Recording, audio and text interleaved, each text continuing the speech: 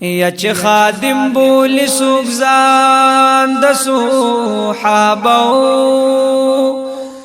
پمن شرب وی قربان د صحابونو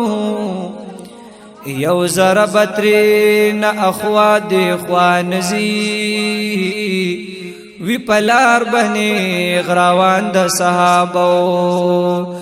ہمیشہ بسم سور ساتی پسرو وینو داس پیزلی گلستان د صحابو یا مخالف با د دنیا د رواجو وی جن بیٹول وی ترجمان د صحابو ہر عمل کی بے خاص متابعت کړي جوړوي بزان پشان د صحابو هغه چالرا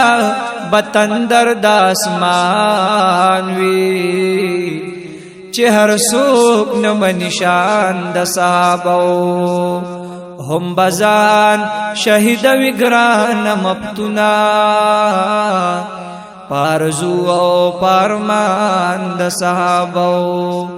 هم بزان شهید وی ګران مفتونا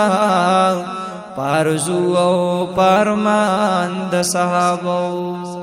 سمرلوی مقام لري اصحاب می دا جانان سمرلوی مقام لري اصحاب می دا جانان زار شمدا صدیق عمر علی او دا عثمان زار شمدا صدیق عمر علی او دا عثمان سمرلوی مقام لري اصحاب می دا جانان زار شمدا صدیق عمر علی او دا عثمان زار شمدا صدیق عمر علی او دا عثمان یزیر دا جنت ورتا راغلی په دنیا باندې زیر دا جنت ورتا راغلی په دنیا باندې زیر دا جنت ورتا راغلی په دنیا باندې خاص کرا شرا مبشرا دلس کسان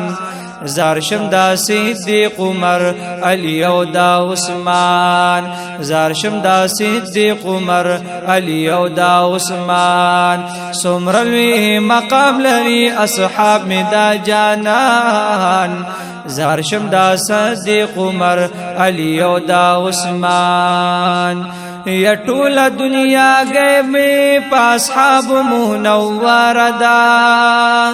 یا ټول دنیا گئے میں پاسحاب منور دا ټول دنیا گئے میں پاسحاب منور دا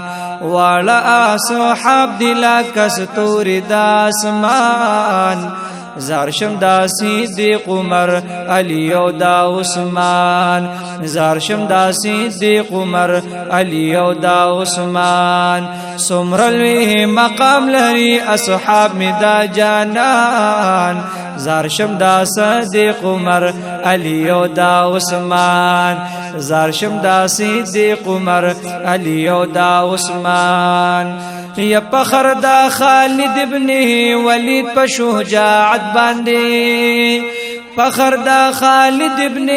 ولید په شجاعت باندې فخر دا خالد ابن ولید په شجاعت باندې تور بلال تا ګور په آقا باندې ډېر ګران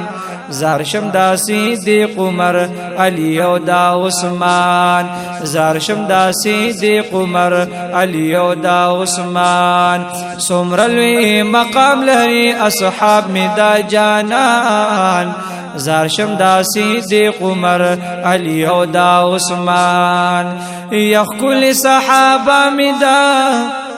نبی دا باغ گلو ندی کل صحابہ می دا نبی دا باغ گلو ندی کل صحابہ می دا نبی دا باغ گلو ندی ز عبدالجلیل توحید یار شمترنا قربان